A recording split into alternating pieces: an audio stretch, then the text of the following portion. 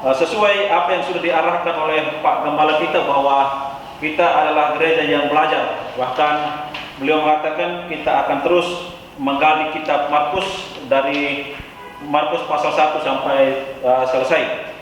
Hari ini saya mendapat jatah untuk menyampaikan firman Tuhan dari Markus pasal 1 ayat 21 sampai 28. Di sana berbicara tentang Yesus dalam perjalanan ke Kapernaum. Ya. Ayat 21, mereka tiba di Kapernaum. Ya, saudara yang dikasihi oleh Tuhan, Kapernaum ini adalah sebuah kota yang penting di jalan utama menuju Damsyik. Ya, tempat ini kalau orang bilang ini seperti kantor pajak. Ya, artinya Yesus baru saja tiba. Artinya Yesus dari Nazaret menuju Kapernaum. Yesus dari Nazaret karena di Nazaret Yesus ditolak. Ya, Yesus ditolak dan pada akhirnya dia menghembaskan kakinya dan pergi ke Kapernaum. Kapernaum ini juga kita bisa melihat dengan jelas ya, bagaimana pelayanan Tuhan Yesus, apa yang dilakukan oleh Tuhan Yesus. Salah satunya adalah dia datang beribadah bersama-sama dan dia mengajar di sana. Yesus datang beribadah bersama-sama dan mengajar. Ya, jadi Yesus ini cinta sekali akan persekutuan bersama ya. Dia datang dan pada akhirnya dia harus mengajar, dan Yesus adalah salah satu tokoh yang berkompeten untuk menyampaikan firman di sana. Ya, yang gereja adalah tempat untuk mengajar. Itu kalau kita melihat Yesus segera masuk ke dalam rumah ibadat dan mengajar. Di dalam hal ini rumah ibadat yang dimaksud adalah sinagog. Ya, sinagog ini adalah tempat berkumpulnya orang-orang Yahudi dan mereka belajar bersama-sama. Jadi kalau kita lihat hari ini gereja itu adalah tempat untuk mengajar dan belajar. Ya, gereja yang belajar, yang mengajar dan belajar. Mengajar artinya apa yang disampaikan oleh Tuhan adalah berbicara firman Tuhan. Ya, jadi hari-hari ini kalau kita melihat gereja yang kembali kepada Alkitab, tetapi hari-hari ini juga banyak gereja yang hanya sekadar mengkhotbahkan seperti motivator di dalamnya. Kita hati-hati supaya kita jangan terjebak di dalamnya. Gereja hari-hari ini banyak orang yang menjadi motivator, tetapi tidak menyampaikan lagi firman Tuhan, sama seperti apa yang Tuhan Yesus ajarkan. Yesus mengajarkan hal-hal yang bersifat surgawi, tidak bersifat duniawi. Nanti kita akan melihat bagaimana perbandingan antara Tuhan Yesus dengan para ahli Taurat. Ya, kita akan melihat di sana bagaimana, dan di sini juga kita melihat pelayanan Yesus di Kapernaum. Dia mengajar, dia memuridkan, dan pada akhirnya di tempat ini juga Yesus berjumpa dengan 5 murid pertamanya. Salah satunya adalah Simon Petrus dan kawan-kawan. Mereka, apa yang Tuhan Yesus kerjakan adalah merupakan kebiasaan Yesus selama ada di Kapernaum. Dia mengajar dan memberitakan firman, dan terus berjalan dari satu tempat ke tempat yang lain untuk mengajar bersama-sama. Kita melihat mengajar adalah merupakan adat bagi seorang jemaat, dimanapun seorang tamu kehormatan untuk dipilih dan untuk memberitakan firman. Ya, ketika Tuhan Yesus di Nazaret, dia berdiri dan berkata, ketika dia menubuatkan dalam kitab Yesaya ini, dan Tuhan Yesus berkata, genaplah kitab ini, bahwa di sana berbicara tentang Mesias ya. Tetapi orang-orang Nazaret yang merupakan tempat kelahiran Yesus menolak itu, dan pada akhirnya Yesus pergi dan meninggalkan kota Nazaret yang merupakan tempat kelahirannya. Jadi saudara jangan, kalau saudara sebagai pemberita firman, kalau nanti atau kelak nanti saudara ditolak di keluarga sendiri, jangan heran, ya, jangan heran. Tetapi ada dua kemungkinan, saudara ditolak karena kurang ajar, atau saudara ditolak karena menderita karena firman. Ya, memang ada dalam tanda petik ada dua kata menderita ya, menderita karena kebodohan kita atau menderita karena kebenaran. Tetapi yang dimaksud, yang dilakukan oleh Yesus adalah dia menderita karena kebenaran. Dia menyampaikan firman yang sesungguhnya. Dan pada akhirnya ketika Tuhan Yesus mengajar, banyak orang yang takjub, ya. Mereka takjub mendengar pengajarannya, sebab ia mengajar mereka sebagai orang yang berkuasa, tidak seperti ahli Taurat.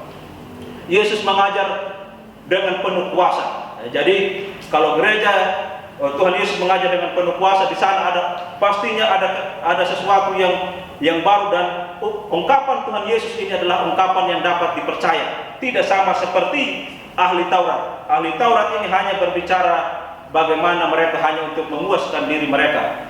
Dan kalau kita melihat ahli Taurat tidak pernah berbicara tentang hal-hal kerajaan surga katanya, karena mereka hanya berbicara dari ahli Taurat yang lain, mengutip apa yang disampaikan oleh Taurat yang ini. Jadi mereka hanya saling kutip mengutip, dan itulah yang kenapa orang-orang ini pada waktu itu orang-orang Yahudi senang kepada Tuhan Yesus. Tuhan Yesus mengajar dengan penuh kuasa. Ya, tidak sama seperti ahli Taurat. Ahli Taurat hanya berbicara tentang bagaimana mereka melakukannya, tetapi bagaimana mereka mengajak orang lain untuk melakukannya, tetapi mereka tidak menjadi pelaku. Ya, ahli Taurat hanya dia pakai dengan jubah yang indah, nampaknya indah, tetapi hanya seperti yang kelihatan saja, tetapi tidak berbicara. Mereka hanya melakukan hal-hal yang lahiriah, tetapi tidak melakukan hal-hal yang menurut kerajaan surga yang disampaikan oleh Tuhan Yesus itu sendiri. Mengajar adalah merupakan bagi seseorang jemaat atau seorang tamu yang kehormatan untuk dipilih dalam memimpin bagian pengajaran dalam kebaktian. Biasanya suatu bagian dari Taurat mereka baca dan mereka renungkan bersama-sama. Mereka takjub mendengar pengajarannya sebab ia mengajar sebagai seorang yang berkuasa. Ya, mereka takjub adalah istilah yang sangat kuat, yang artinya ketika Tuhan Yesus berbicara, mereka terpesona dengan apa yang Yesus sampaikan. Mereka takjub dan mereka sangat, karena ajarannya berbeda dengan ajaran ahli Taurat. Ahli Taurat mengajar dengan cara mengutip, tetapi Tuhan mengajar dengan penuh otoritas dari surga. Ya, kadangkala di dalam gereja juga hari-hari ini tidak lagi membicarakan firman Allah, tetapi hanya membicarakan sama seperti ahli Taurat yang hanya membicarakan hal-hal yang bersifatnya sementara, tidak berbicara yang bersifat kekekalan, yaitu surga. Kita belajar bahwa gereja kita di tempat ini belajar untuk menyampaikan firman Tuhan, walaupun kadangkala mungkin tidak disenangi, karena memang mungkin misalnya Senin sampai Sabtu dia sudah capek di kantor. Ya, habis apalagi kalau laki-laki yang sudah bersuami, yang beristri, di rumah pun sering berantem dengan istri, sampai di gereja dikasih khotbah yang keras, makin pusing kepalanya. Lalu dia berkata, "Oh Tuhan, di manakah tempat perteduhan hati ini?" Dia datang ke kantor dimarahin bosnya, dia pulang ke rumahnya dimarahin istrinya, dia datang ke gereja dimarahin pendetanya, makin sakit kepala orang itu. Tapi kita tetap memberitakan kebenaran firman, karena firman Tuhan, beritakanlah firman baik atau tidak baik waktunya. Bapak Ibu yang dikasihi oleh Tuhan, ahli Taurat ini hanya melakukan hal-hal yang lahiriah. Ya, artinya mereka menuntut sesuatu kepada orang lain, padahal mereka tidak menjadi pelaku. Ya, kadang-kala mungkin di dalam gereja, hati-hati juga anak-anak muda yang ada di tempat ini. Jangan karena lihat pendetanya, mungkin kalau wanita, ibu-ibu, pendetanya cantik, ya, kalian datang ke gereja dan kalian terpukau. Sama juga mungkin kalau ada ibu-ibu atau ini, jangan lihat pendetanya karena tampan. Bagaimana dengan kami yang mukanya pas-pasan dan begitu. Artinya kita harus jangan lihat dari tampangnya, tapi lihat apa yang disampaikannya. Itu yang sangat penting dalam kehidupan kita, hari lepas hari, Bapak Ibu yang dikasihi oleh Tuhan. Ya, pada waktu itu di dalam rumah ibadat ada seorang yang kerasukan roh jahat. Orang itu berteriak. Roh jahat itu berarti berbicara tentang roh najis. Ya, roh najis artinya bagaimana hal-hal yang tidak baik. Artinya antara Roh Kudus dengan roh najis itu tidak akan bersatu. Ya, bagaikan air dan api yang tak mungkin menyatu. Ya, Roh Kudus berarti berbicara tentang hal-hal yang baik dari Tuhan, sedangkan roh jahat itu adalah berbicara yang menantang firman Tuhan. Ya, roh yang tidak peduli akan kesucian dan akhlak atau bahkan menantang dan pengabdian Allah yang menuntut kesucian. Dia menantang apa yang menjadi ketetapan Allah. Artinya antara roh, ketika iblis itu ketika roh jahat itu melihat Tuhan Yesus, maka dia takut, dia gentar. Ya, karena dia tahu bahwa yang lebih berkuasa darinya sedang mengajar di rumah ibadat. Mungkin selama itu roh jahat selalu ada di dalam gereja itu, tetapi karena para ahli Taurat tidak mengerti itu, mereka tidak bisa melihat itu, makanya roh jahat itu semakin banyak di dalam gereja, atau semakin di dalam yang kita maksud hari ini adalah di dalam sinagog itu sendiri. Ya, seorang kerasukan roh jahat itu adalah dia masuk dan berkata, "Apa urusanmu dengan kami, hai Yesus orang Nazaret? Engkau datang hendak membinasakan kami?" katanya. Artinya roh jahat itu mengenali Yesus. Artinya roh jahat itu tahu siapa Yesus. Dia adalah Allah, dia adalah Mesias. Ya. Jadi kita juga Bapak Ibu yang dikasih oleh Tuhan, kita harus mengenal siapa Tuhan kita. Iblis saja kenal Yesus, apalagi kita sebagai pengikut-pengikutnya, kita harus mengenal. Bagaimana cara kita mengenalnya adalah kita terus belajar dan merenungkan firman Tuhan. Bagaimana juga kita bisa mengenal pengajaran yang baik di dalam gereja adalah bagaimana apa yang disampaikan itu ada apakah dia berbicara tentang Yesus atau tidak. Ya, kalau gereja yang berbicara tentang Yesus berarti itu adalah gereja, bisa dikatakan itu adalah pemberita Injil yang benar. Dia adalah pendeta yang benar karena dia menyampaikan firman Allah yang hidup itu sendiri. Yang kudus dari Allah ini adalah merupakan gelar mesianik ya dalam PL. Ini bukan merupakan pengakuan sukarela tetapi upaya perhitungan untuk menimbulkan masalah bagi Yesus. Yesus kemudian dituduh menerima kuasa dari setan ya. Karena kalau kita melihat ada orang yang bertanya, dari mana dia mendapatkan kuasa seperti ini? Ya, mereka bilang, mungkin itu dari setan katanya. Itu mungkin dari Beelzebul katanya. Tetapi dalam pengertian yang lain, bagaimana mungkin setan dengan setan itu berantem? Mungkin mereka akan jadi terpecah. Tetapi ada yang mengatakan, makanya dia berkata, iblis itu berkata, "Hai engkau Mesias, Yesus dari Nazaret, engkau datang membinasakan kami." Dia tahu yang kudus dari Allah. Artinya yang kudus dari Allah ini merupakan gelar mesianik. Allah lah yang menurut hakikatnya kudus itu, lalu segala sesuatunya berpautan dengan Allah dan dapat dikatakan kudus. Ya, yang terutama Yesus berperan atau berpautan dengan Allah sebagai anaknya dan oleh karena dipilih menjadi Mesias dan diangkat menjadi kepala umat orang kudus. Ialah jemaat orang pilihan, orang Kristen, yaitu kita hari ini menjadi orang-orang kudusnya. Mereka menggoncang-goncang ketika Tuhan Yesus menegur roh jahat itu, lalu dia berkata, "Keluar," dan sama seperti perintahnya ketika dia berkata, "Diam, tenanglah." Ini menandakan bahwa Tuhan Yesus berkuasa atas segalanya. Dia berkuasa atas alam semesta, dia berkuasa atas apapun yang ada di muka bumi ini. Karena dia memang adalah Tuhan. Ya, dia memang adalah Tuhan yang berkuasa dan berdaulat atas kita semua. Dialah juga yang menjadi penuntun di dalam hidup kita. Dan pada akhirnya ketika Tuhan Yesus berkata, "Keluar dari orang itu," maka roh jahat itu mengguncang-guncangkan orang itu tersebut sambil meninggalkannya. Setelah memanggil murid-muridnya, Yesus mengajak mereka ke rumah ibadah, dan di sana Yesus mengajar dan terlihat dia berkuasa ketika dia menyampaikan firman Tuhan. Jadi kalau kita melihat pekerjaan Tuhan Yesus adalah dia datang ke sana, mengajar, berkumpul bersama-sama dan terus memberitakan firman Allah. Lalu keluarlah daripadanya. Ini adalah sebuah, kalau dalam bahasa Yunani adalah auris aktif imperatif. Artinya kata keluar ini sementara roh jahat tidak tinggal diam lagi begitu saja tentang kehadiran Yesus. Dia tahu dan dia takut, dan pada akhirnya dia harus keluar. Ya, dia harus keluar dan meninggalkan orang-orang yang kerasukan tadi. Berapa lama orang itu kerasukan setan? Berapa lama dia duduk di dalam sinagog? Berapa lama dia harus bersekutu bersama-sama? Tetapi tak satu pun yang mampu menghardik setan itu. Tetapi ketika Tuhan Yesus datang, Tuhan Yesus memberikan kuasa dan setan itu pun lari daripadanya. Beberapa manifestasi kalau kita melihat dari fisik seseorang adalah ketika roh jahat itu keluar dan mengguncang tubuh orang itu. Tetapi Yesus menghardiknya, katanya, "Diamlah, keluarlah daripadanya." Roh jahat itu menggoncang orang itu dan sambil menjerit dengan suara nyaring, ia keluar darinya.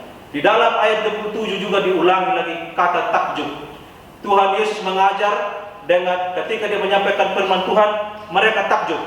Dan di ayat 27 ketika Tuhan Yesus melakukan suatu kuasa, mereka juga semua takjub. Jadi kalau kita melihat antara pekerjaan Tuhan dengan pekerjaan iblis juga beda-beda tipis. Ya, iblis juga bisa menyembuhkan orang sakit. Tetapi di dalam ayat ini dipertegas bahwa Roh Kristus ini, Roh Kudus memberi dia kuasa untuk melakukannya. Sedangkan yang satu tadi adalah ada juga disebut dengan, kalau tidak salah dia bilang pneuma, ya, mereka disebut juga adalah seorang pneuma tapi dalam bahasa Yunani yang berarti roh, tapi di dalam ayat berikutnya itu berkata adalah sebuah roh jahat. Ada roh jahat yang bekerja dengan orang-orang yang kerasukan tadi. Bapak Ibu yang dikasihi oleh Tuhan kita Yesus Kristus, sebagai apa ini adalah suatu ajaran yang baru. Ini artinya mereka takjub karena mereka berkata mungkin ini adalah ajaran yang baru. Sebenarnya ajaran yang baru dalam artian adalah mereka melihat baru artinya bukan baru dalam hal waktu atau frasa, tapi ini merujuk kepada pengajaran Yesus atau pada tindakan memerintah dari seorang Yesus itu sendiri. Ini adalah paralel langsung dari kedua sepertinya adalah yang terbaik. Ya, sumber kuasa Yesus itu menjadi persoalan utama Yesus dan pemimpin Yahudi yang lainnya. Saudara yang dikasihi oleh Tuhan, maka apa yang disampaikan oleh Tuhan Yesus ini semua tersebar, Injil semakin tersebar. Mereka menyampaikan firman itu dengan ketika Tuhan Yesus berbicara, firman ini langsung tersebar akan mujizat yang Tuhan Yesus kerjakan. Jadi ketika kita mengerjakan hal-hal yang baik, ketika kita melakukan hal-hal yang baik, maka dengan cepat itu juga akan tersebar. Dengan secepat itu juga tersebar. Kalau kita melakukan hal-hal yang buruk, dengan secepat itu juga akan tersebar. Jadi kita belajar dari Yesus adalah ketika Tuhan Yesus mengajar dengan penuh kuasa memberitakan Injil, maka dengan cepat Injil itu tersebar. Tetapi ketika kita melakukan yang jahat, maka dengan cepat itu juga akan tersebar. Kita memilih yang mana? Tentunya adalah kita memilih untuk melakukan pengajaran memberitakan Injil supaya Injil itu tersebar semakin luas bagi kita semua, bukan untuk kuat dan gagah kita, tetapi karena kemurahan Tuhan dalam hidup ini. Kita melihat lagi di ayat berikutnya adalah bagaimana Tuhan bekerja, bagaimana Tuhan terus melakukan mereka ketika orang itu takjub. Dan pada waktu itu di dalam rumah ibadat juga Yesus melakukan pengajaran demi pengajaran. Di dalam rumah ibadat Yesus menyampaikan firman Allah. Di dalam rumah ibadat itu juga Yesus terus memberitakan kebenaran itu sendiri. Yesus berbicara tentang otoritas surga, sedangkan para ahli Taurat hanya berbicara tentang apa yang mereka lakukan di dunia ini. Mereka hanya menuduh orang lain, tetapi mereka tidak menjadi pelaku. Ahli Taurat kebanyakan pada waktu itu adalah orang Farisi. Mereka adalah orang Farisi yang terus berbicara dan mewakili mereka seperti orang yang kudus. Mereka seperti orang kudus untuk memerintahkan Injil. Tetapi ketika Tuhan Yesus datang, sangat bertentangan dengan ajaran yang disampaikan oleh Tuhan Yesus. Tetapi Yesus menghardiknya, katanya, diam, keluarlah daripadanya. Roh jahat itu menggoncang orang itu dan sambil menjerat dengan suara nyaring, ia keluar daripadanya. Jadi kuasa Tuhan lebih besar dari kuasa setan itu sendiri. Bahkan kita melihat alam semesta bekerja di dalam alam semesta pun tunduk. Ketika kita melihat di dalam perjalanan Tuhan Yesus, mereka di dalam danau dan pada akhirnya angin itu pun reda. Dengan satu kata, diam, tenanglah. Artinya ini adalah perintah bagi mereka. Mereka takjub mendengar apa yang dikatakan oleh Tuhan Yesus. Mereka berkata ini adalah ajaran yang baru. Artinya mereka belum pernah mendengar kalimat-kalimat ini. Mereka belum pernah menyaksikan apa yang mereka sampaikan selama ini. Lalu tersebarlah berita ini dengan cepat,